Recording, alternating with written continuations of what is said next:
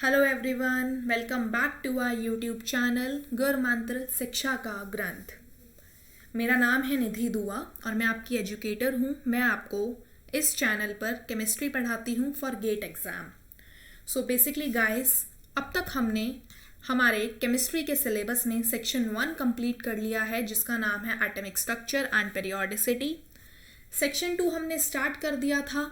Section 2 के अंदर structure and bonding के बारे में हम पढ़ रहे हैं। सो बेसिकली ये वो टॉपिक्स हैं जो कि हम अब तक कवर अप कर चुके हैं। लेफ्ट हैंड साइड पे ये वाले जो टॉपिक्स हैं ये आपके सेक्शन 1 कवर अप करता है और ये टॉपिक्स हैं आपके सेक्शन 2 के, जिसके अंदर हमने कोवेलेंट बॉन्ड, आयनिक बॉन्ड और पोलराइजेशन के बारे में पढ़ लिया है।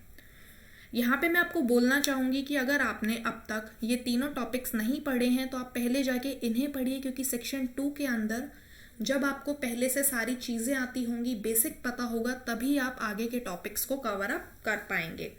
तो चलिए विदाउट एनी फर्दर डिले हम अपना नेक्स्ट टॉपिक स्टार्ट करते हैं, सॉल्युबिलिटी। हमने पिछले लेक्चर के अंदर सॉल्युबिलिटी के बारे में थोड़ा बहुत देख लिया था, तो अभी हम सॉल्युबिलिटी को पूरा कंप्लीट करते हैं। तो guys, basically solubility is directly proportional to hydration energy upon lattice energy. Means solubility is directly proportional to hydration energy and inversely proportional to lattice energy.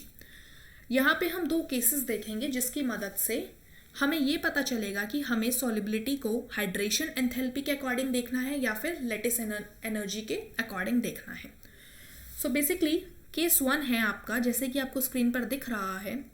अगर जब भी हमें कोई ऑर्डर गिवन है किसी क्वेश्चन के अंदर, हम उसके अंदर कॉमन आयंस को देखेंगे कि अगर वो कॉमन आयंस, अगर वो कॉमन कैटायन है लिथियम, सोडियम या सेकंड ए ग्रुप के मेंबर्स, या फिर वो कॉमन एनायन है हाइड्रोजन, कार्बन, नाइट्रोजन, ऑक्सीजन या फ्लोराइड या OH माइनस आयंस, तो हम सॉल्युबिलिटी को इन्वर्सली प्रोपोर्शनल रखेंगे लेटिस एनर्जी के। आई रिपीट, अगर केस 1 वाले इस बॉक्स वाले कोई भी कैटायन या एनायन आपको कॉमन मिलते हैं किसी सीरीज के अंदर, तो आप सॉल्युबिलिटी को इन्वर्स रेशो में रखेंगे लेटिस एनर्जी के। और आपको पता है लेटिस एनर्जी का ऑर्डर होता है charge upon size, which means 1 upon LE is directly proportional to size upon charge. Next you have case 2। अगर इन कैटायन और इन एनायन के अलावा कुछ और आपको सीरीज के अंदर दिया हुआ है, तो आप हाइड्रेशन एंथैल्पी को डोमिनेंट मानेंगे। फॉर एग्जाम्पल, आपको एक सीरीज दिख रही है lithium, sodium, potassium, rubidium and caesium. अब इसके अंदर आपको कॉमन आयन जो दिख रहा है वो दिख रहा है F माइनस। F माइनस आपको पता है, अगर F माइनस एनायन कॉमन है तो हम सॉल्युबिलिटी को लेंगे 1 अपॉन LE। तो आपको पता है लेटिस एनर्जी ऊपर से नीचे आने पर क्या होगी, लेटिस एनर्जी ऊपर से नीचे आने पर डिक्रीज होगी, क्योंकि lattice energy is directly proportional to charge and inversely proportional to size, which means lattice energy अगर डिक्रीज हो रही है तो सॉल्युबिलिटी इंक्रीज होगी, क्योंकि solubility is inversely proportional to lattice energy. Next हमारे पास कुछ एग्जाम्पल्स और हैं, तो चलिए देखते हैं सॉल्युबिलिटी को लेकर। आपको दिख रहा है BeSO4, MgSO4, CaSO4, SrSO4 and BaSO4। अब आपको कॉमन आयन यहाँ पे दिख रहा है SO4 माइनस। अब केस 1 में चेक करिए, SO4 माइनस एनायन आपको नहीं दिख रहा, विच मीन्स आपको हाइड्रेशन एंथैल्पी देखनी होगी।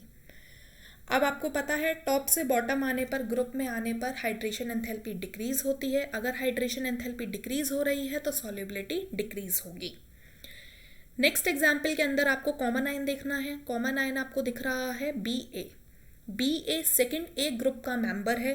आपको पता है सेकेंड ए ग्रुप के अगर कैटायंस है तो सॉल्युबिलिटी इनवर्सली प्रोपोर्शनल हो जाएगी लेटिस एनर्जी के। इसीलिए ऊपर से नीचे आने पर जब साइज इंक्रीज होता है तो लेटिस एनर्जी डिक्रीज होती है, और लेटिस एनर्जी अगर डिक्रीज होगी तो सॉल्युबिलिटी इंक्रीज होगी। थर्ड केस के अंदर आपने देखा क्लोराइड आयन आपको कॉमन मिल रहा है। क्लोराइड आयन आपको कॉमन मिल रहा है, विच मीन्स यहाँ पे लिथियम, सोडियम, सेकेंड ए के कैटायन HCNOF OH माइनस के एनायन होने चाहिए। तो यहाँ पे क्या हो रहा है, लेकिन यहाँ पे आपको सेकेंड ए ग्रुप के मेंबर्स भी दिख रहे हैं, BE, MG, CA, SR, BA।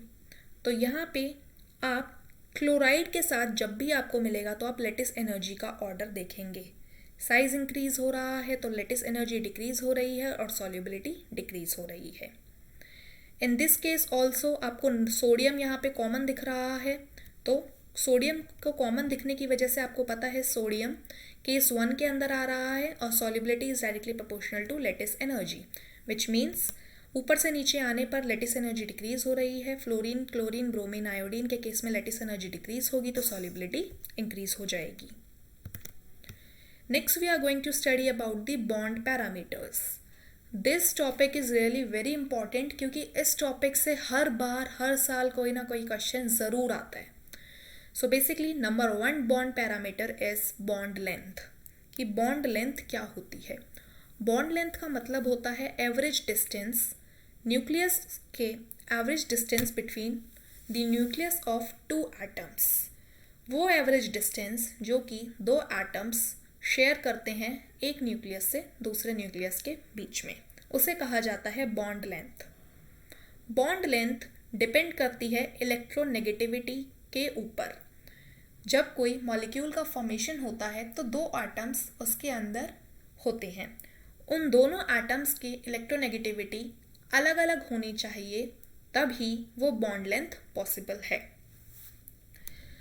अब हम देखते हैं case 1, when the electronegativity difference is 0 then.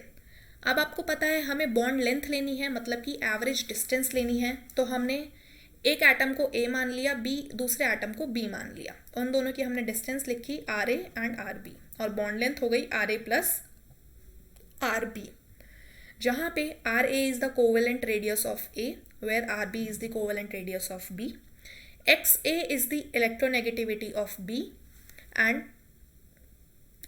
XA is the electronegativity of A while XB is the electronegativity of B. So basically guys, this is XA is electronegativity of A. If RA is RB, अगर radius of A is equals to radius of B, तो आपको पता है जब आप bond length calculate करेंगे तो RA plus RA आ जाएगा, या फिर आप RB की जगह RA रख सकते हैं या फिर RA की जगह RB रख सकते हैं, क्योंकि वो दोनों इक्वल हैं। तो आपको पता चलेगा कि बॉन्ड लेंथ जो आएगी वो या तो 2RA होगी या फिर 2RB होगी। इसका एग्जाम्पल है chlorine.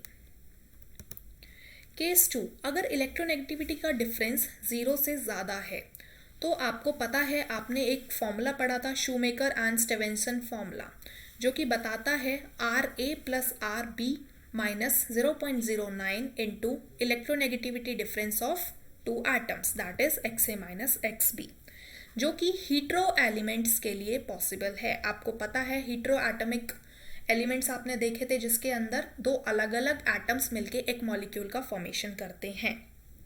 Now the factors that affects the bond length, वो कौन से फैक्टर्स हैं जो बॉन्ड लेंथ को अफेक्ट करेंगे। सबसे पहला फैक्टर है इलेक्ट्रोनेगेटिविटी। बॉन्ड लेंथ इलेक्ट्रोनेगेटिविटी के इनवर्सली प्रोपोर्शनल होती है। अगर इलेक्ट्रोनेगेटिविटी इंक्रीज करेगी तो बॉन्ड लेंथ डिक्रीज करेगी। आपको पता है टॉप टू बॉटम आने पर इलेक्ट्रोनेगेटिविटी क्या होती है। इलेक्ट्रोनेगेटिविटी साइज के इनवर्सली होती है, मतलब अगर top to bottom size increase हो रहा है तो इलेक्ट्रोनेगेटिविटी डिक्रीज होगी। यहाँ पे इलेक्ट्रोनेगेटिविटी डिक्रीज होगी तो बॉन्ड लेंथ इंक्रीज होगी, इसीलिए HI की बॉन्ड लेंथ ज़्यादा है, HF की बॉन्ड लेंथ कम है, जबकि इलेक्ट्रोनेगेटिविटी HF की ज़्यादा होगी। बॉन्ड ऑर्डर और number of bonds, bond length is directly proportional to number of bonds. Bond length उस एलिमेंट की ज़्यादा होगी जिसके पास नंबर ऑफ बॉन्ड्स कम होंगे। नंबर ऑफ बॉन्ड्स का मतलब है, आपको पता है कोई भी एलिमेंट सिंगल बॉन्ड भी बना सकता है, डबल बॉन्ड भी बना सकता है और ट्रिपल बॉन्ड भी बना सकता है, जबकि बॉन्ड एनर्जी जो होगी वो नंबर ऑफ बॉन्ड के डायरेक्टली प्रोपोर्शनल होगी। जितने ज़्यादा बॉन्ड होंगे उतनी ही ज़्यादा एनर्जी लगेगी उस बॉन्ड को तोड़ने के लिए। फॉर एग्जाम्पल के तौर पे देखते हैं हम बॉन्ड लेंथ और बॉन्ड एनर्जी का ऑर्डर। तो देखिए, आपको C कार्बन के बीच में सिंगल बॉन्ड है, कार्बन के बीच में डबल बॉन्ड है और कार्बन के बीच में ट्रिपल बॉन्ड है।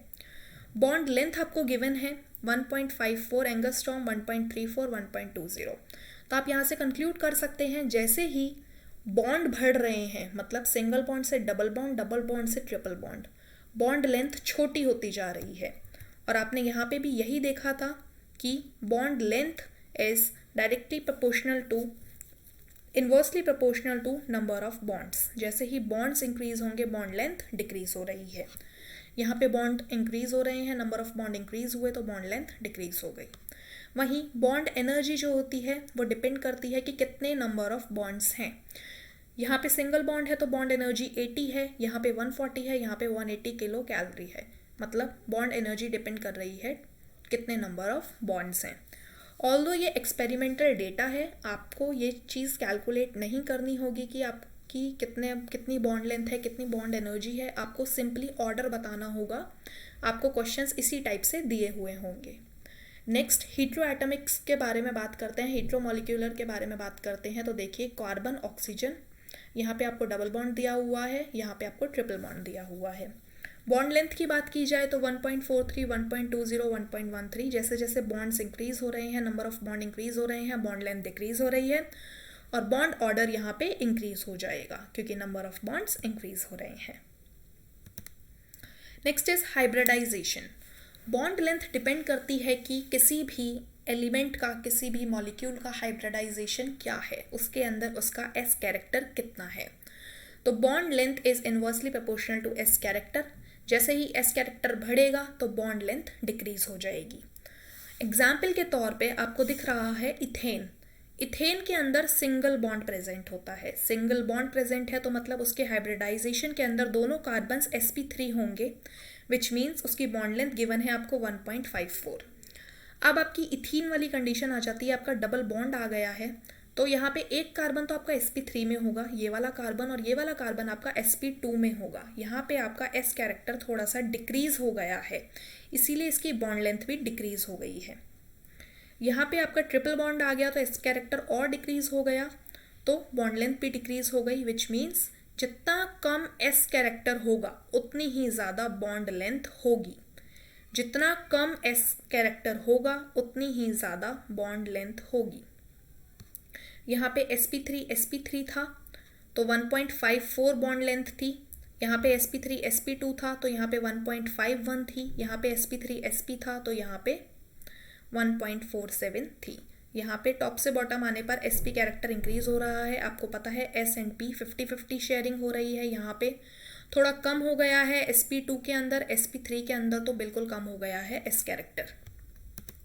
Next is bond angle. दूसरा बॉन्ड पैरामीटर है bond angle. The angle between any two adjacent bond is known as bond angle. मतलब अगर आपको एक कार्बन गिवन है, दूसरा कार्बन गिवन है, दो एडजेसेंट कार्बन के बीच में जो भी बॉन्ड एंगल होगा, जो भी उनका स्पेस के अंदर ओरिएंटेशन होगा, उसके बीच के एंगल को कहा जाता है बॉन्ड एंगल। वो बॉन्ड एंगल रिप्रेजेंट होता है डिग्री, मिनट या सेकंड के अंदर, और bond angle is directly proportional to the number of bonds. Case 1, hybridization के बेसिस पे केस 1 आता है जब हाइब्रिडाइजेशन सेम है, बॉन्डेड एटम सेम है, लेकिन सेंट्रल एटम और लोन पेयर डिफरेंट हैं, तो बॉन्ड एंगल कैसे डिपेंड करेगा। जब भी हाइब्रिडाइजेशन सेम है, bond angles, bond atom same है, लेकिन सेंट्रल एटम और लोन पेयर डिफरेंट हैं, तो bond angle inverse ratio follow करेगा नंबर ऑफ लोन पेयर्स के। फॉर एग्जाम्पल आपको दिख रहा है यहाँ पे बाउंडेड एटम्स तो सेम है हाइड्रोजन, लेकिन यहाँ पे जो आपका सेंट्रल एटम है वो डिफरेंट है और इन पे लोन पेयर्स भी डिफरेंट है। हाइब्रिडाइजेशन देखा जाए तो CH4 का आता है sp3, NH3 का आता है sp3, H2O का आता है sp3, मतलब हाइब्रिडाइजेशन सेम है, लेकिन बाउंडेड एटम्स अलग हैं, लोन पेयर्स अलग हैं। तो देखिए लोन पेयर्स कितने हैं, यहाँ पे 0 हैं, यहाँ पे 1 है, यहाँ पे 2 है। इसीलिए बॉन्ड एंगल जब लोन पेयर नहीं है तो बॉन्ड एंगल ज़्यादा है, क्योंकि आपको पता है लोन पेयर 0 है, लोन पेयर कम होंगे तो बॉन्ड एंगल ज़्यादा होगा। जब लोन पेयर नहीं है तो बॉन्ड एंगल ज़्यादा है, जब लोन पेयर कम है तो बॉन्ड एंगल कम है, और जब बिल्कुल लोन पेयर ज़्यादा हो गए हैं तो बॉन्ड एंगल और भी कम हो गया है।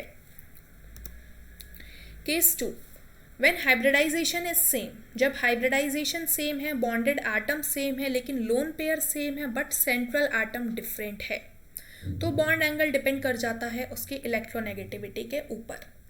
तो देखिए यहाँ पे H3, यहाँ पे भी H3, यहाँ पे भी H3, यहाँ पे जो बॉन्डेड एटम्स हैं वो सेम हैं और नंबर ऑफ लोन पेयर्स भी सेम है। तो बॉन्ड एंगल डिपेंड करेगा उसकी इलेक्ट्रोनेगेटिविटी कितनी है। तो अब आपको पता है ऊपर से नीचे आने पर इलेक्ट्रोनेगेटिविटी कम होती है, इसीलिए बॉन्ड एंगल भी डिक्रीज हो रहा है। Case third is when hybridization is same. अगर हाइब्रिडाइजेशन सेम है, लोन पेयर सेम है, सेंट्रल एटम भी सेम है, लेकिन बॉन्डेड एटम्स डिफरेंट हैं, तो क्या होगा? उस केस में बॉन्ड एंगल डिपेंड कर जाएगा साइज ऑफ साइड एटम या फिर बॉन्ड एंगल डिपेंड करेगा इलेक्ट्रोनेगेटिविटी ऑफ बॉन्डेड एटम्स।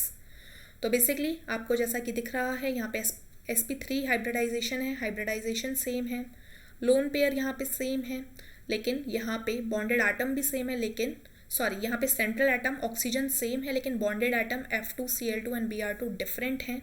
इसीलिए इनकी इलेक्ट्रोनेगेटिविटी जैसे जैसे डिक्रीज हो रही है, यहाँ पे लिखा हुआ है electronegativity of bonded atom is decreases. अगर इलेक्ट्रोनेगेटिविटी डिक्रीज हो रही है तो बॉन्ड एंगल यहाँ पे इंक्रीज हो रहा है, आप यहाँ पे देख सकते हैं।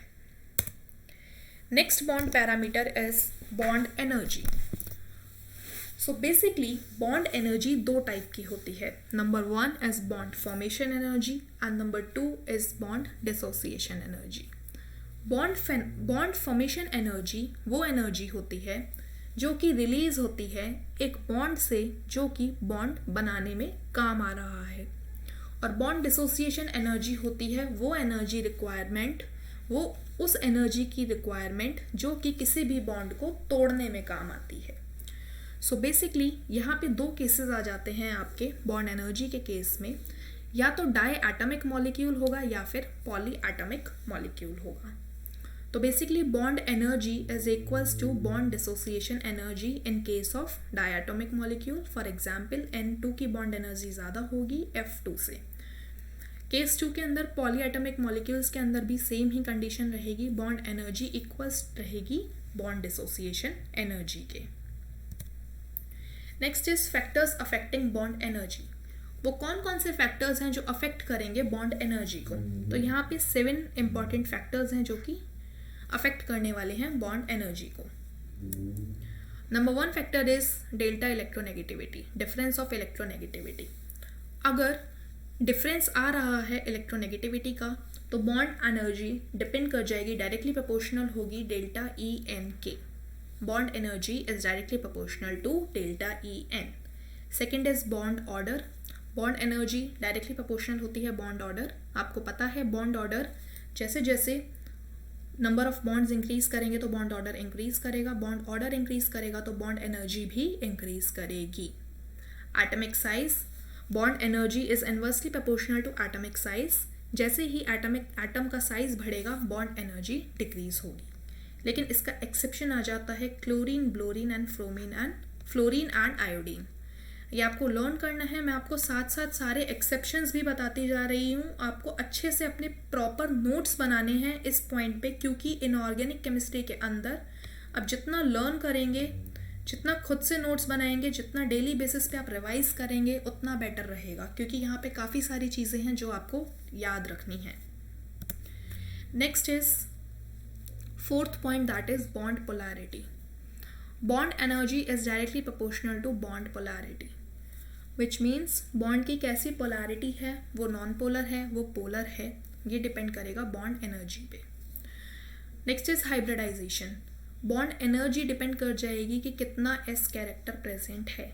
आपको दिख रहा है अगर कोई एलिमेंट किसी मॉलिक्यूल के पास sp कैरेक्टर है, विच मीन्स 50% S कैरेक्टर है, जो कि बहुत ज़्यादा है, तो उसकी एनर्जी, उसकी बॉन्ड एनर्जी सबसे ज़्यादा होगी, और ऐसे करते हुए sp2 और sp3 की कम होती जाएगी।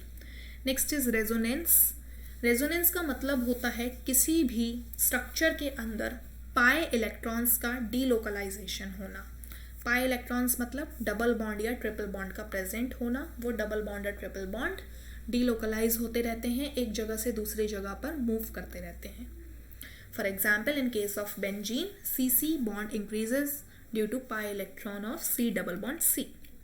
Loan pair bond energy inversely proportional होती है लोन पेयर ऑफ इलेक्ट्रॉन्स के. Now there is a question, there is a practice question which you have to tell me the correct answer. तो देखिए question बोल रहा है which of the following has shortest bond length. आपको bond length बतानी है. तो आपको पता है कि हम पढ़ चुके हैं. मैं आपको यहाँ पे सजेस्ट करूँगी आप अपनी वीडियो पॉज करें और इसका आंसर खुद से सॉल्व करें.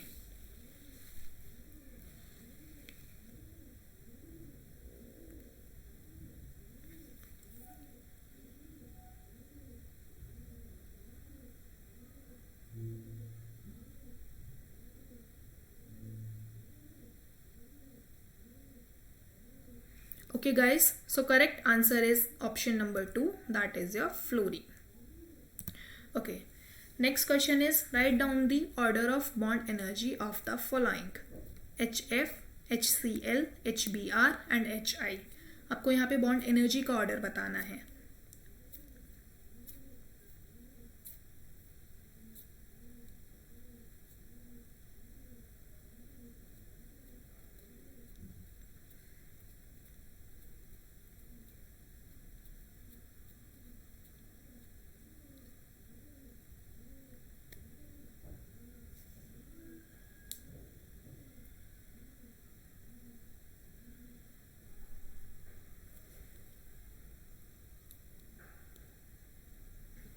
ओके गाइस, आई होप आपको ये चीज़ समझ में आई होगी. इसका आंसर करेक्ट है ये. आपको बॉन्ड एनर्जी बतानी है तो आपको बॉन्ड एनर्जी का रिलेशनशिप पता होना चाहिए. तो हमने पहले पढ़ चुका है वो सारा कुछ. तो उसके अकॉर्डिंग आपके पास आ जाता है HF greater than HCl, then greater than HBr, then HI. मैं यहाँ पे आपको सजेस्ट करूँगी कि अभी तक हमने बॉन्डिंग के तीनों टॉपिक्स पढ़ लिए हैं. वो तीनों लेक्चर्स बहुत इंपॉर्टेंट है क्योंकि उनके अंदर बहुत छोटी छोटी चीज़ें हैं जो कि क्वेश्चन सॉल्व करने में हमारी मदद करेंगी. तो आप अपने प्रॉपर नोट्स बनाइए. इन चीज़ों को डेली रिवाइज करते चलिए. इनऑर्गेनिक केमिस्ट्री को डेली रिवाइज करिए. अपने फिंगर टिप्स पे इनके फॉर्मूलेज, इनके चार्ट्स रखिए. आई होप आपको सब कुछ अच्छे से समझ में आया होगा. अगर आप नए हैं हमारे यूट्यूब चैनल पर तो प्लीज़ लाइक, शेयर और सब्सक्राइब ज़रूर कीजिए. You can also join our Telegram channel for more new updates regarding your exam, and you can get also the new notes, new PDFs regarding this exam. You can also visit our website, that is gurmantra.in. You can also mail us or you can also contact us on the given number. Thank you very much guys.